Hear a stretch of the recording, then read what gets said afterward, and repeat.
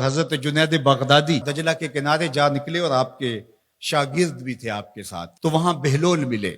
بہلول ایک مجذوب تھے، تو کہا کہ چلیے ان سے ذرا بات کرتے ہیں۔ تو شاگردوں نے کہا یہ تو ایک دیوانہ شخص ہے اور آپ اس سے کیا ملیں گے؟ آپ اتنے پڑھے لکھے عالم اور اتنے بڑے فقیہ اور صوفی، اور ایک دیوانے شخص سے آپ ملیں گے؟ دنیا اس کو دیوانہ کہتی تھی، بہلول دیوانہ۔ لیکن سعدی بولے کہ سعدیہ نزدیک رائے عاشقاں، خلق مجنو نندو مجنو عاقل است، کا اصل تو عاقل یہ لوگ ہیں۔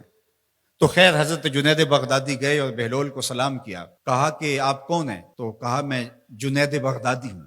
تو کہا کیا کرتے ہوں؟ کہا کہ میں پڑھنے پڑھانے کی ذمہ داریوں میں لگا ہوں۔ تو آپ نے فرمایا کہ کھانے کے آداب جانتے ہو؟ تو کہا کہ ہاں، ہاتھ دھوئے جائیں، بسم اللہ شریف پڑھی جائے، چھوٹا لقمہ لیا جائے اور چبا چبا کے کھایا جائے، اور اس کے بعد الحمدللہ کہا جائے۔ تو بہلول کہنے لگا کہ میں تو آپ کو بہت بڑا عالم سمجھتا تھا، آپ تو کھانے کے ادب کو بھی نہیں جانتے۔ اور اپنا کپڑا اٹھایا، جھاڑا اور ایک جانب چل دیے۔ شاگردوں نے کہا ہم نے آپ کو کہا تھا کہ اس شخص کے پیچھے جانے کا کیا فائدہ، یہ تو دیوانہ شخص ہے۔ تو کہا نہیں میں اس کے پیچھے چلتا ہوں۔ پھر آپ اس کے پیچھے بھاگے۔ تو پھر بہلول نے پلٹ کے دیکھا، کہا کہ کون ہو؟ کہا کہ میں جنید ہوں، آپ کو ملنے آیا ہوں۔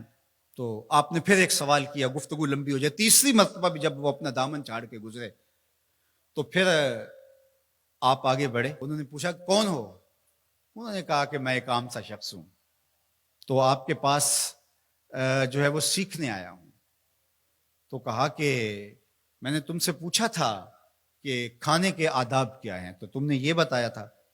کہا جی میں نے تو یہی پڑھا ہے اور میں نے یہی بتایا ہے۔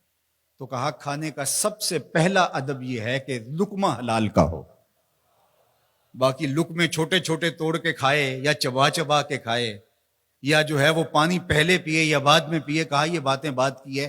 سب سے پہلا ادب کھانے کا یہ ہے کہ لقمہ طیب ہو، لقمہ طاہر ہو، لقمہ پاکیزہ ہو۔ اللہ اکبر۔ تو ہمارے رب نے ہمیں پاکیزہ رزق کھانے کی تلقین فرمائی ہے۔ تو اللہ کے محبوب علیہ السلام نے اس شخص کا ذکر کیا جو لمبا سفر کر کے آیا اور وہ کعبۃ اللہ کے سامنے کھڑا، وہ اللہ تعالیٰ جل شانہ کو پکارتا ہے اور کیا کہتا ہے؟ یا رب یا رب۔ اشعث اغبر، اس کے بال بکھرے ہوئے ہیں اور اس کا لباس پھٹا ہوا ہے، پراگندہ سی حالت ہے، اور اللہ کے گھر کے سامنے کھڑا ہے، لمبے لمبے ہاتھ کر کے دعا مانگ رہا ہے، یا رب اے میرے اللہ، اے میرے اللہ۔ لیکن فرمایا وَمَطْعَمُهُ حَرَامٌ وَمَشْرَبُهُ حَرَامٌ وَمَلْبَسُهُ حَرَامٌ وَغُذِّيَ بِالْحَرَامِ فَأَنَّىٰ يُسْتَجَابُ لِذَٰلِكَ۔ فرمایا کہ اس نے جو کھایا ہے وہ حرام کا ہے، اس نے جو پیا ہے وہ حرام کا ہے، اس نے جو لباس پہنا ہے وہ حرام کا ہے۔ فرمایا اس کو جو غذا دی گئی ہے وہ غذا حرام کے مال سے اسے حاصل ہوئی تھی۔ فرمایا فَأَنَّىٰ يُسْتَجَابُ لِذَٰلِكَ۔ فرمایا مجھے بتاؤ کہ اس کی دعائیں کیسے قبول ہوں گی؟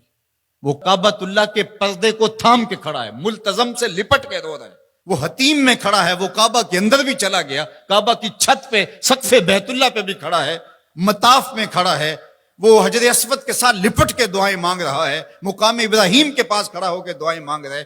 یمد یدہ، اس کے ہاتھ لمبے لمبے ہیں، یا رب کے کلمات اس کی زبان پہ ہیں، اور اشعث اغبر، غبار آلودہ بکھرے ہوئے اس کے بال ہیں، اور حالت پراگندہ ہے کہ کسی کو گزرتے ہوئے بھی ترس آ جائے، اور اللہ کے گھر میں کھڑا ہے تو وہ کیوں نہیں معاف کرے گا؟ لیکن فرمایا مطعمہ حرام ومشربہ حرام وملبسہ حرام وغذی بالحرام، اس کا کھانا پینا لباس اور غذا حرام کی تھی۔ فَأَنَّىٰ يُسْتَجَابُ لِذَٰلِكَ، اس کی دعائیں کیسے قبول ہوں گی؟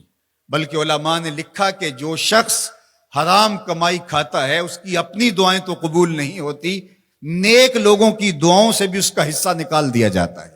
جب اللہ کے بندے اولیاء کاملین دعائیں مانگتے ہیں اور وہ پوری امت کے لیے، پوری قوم کے لیے مانگ رہے ہوتے ہیں، لیکن اس شخص کا حصہ نکال دیا جاتا ہے جس کا رزق پاکیزہ نہیں ہے۔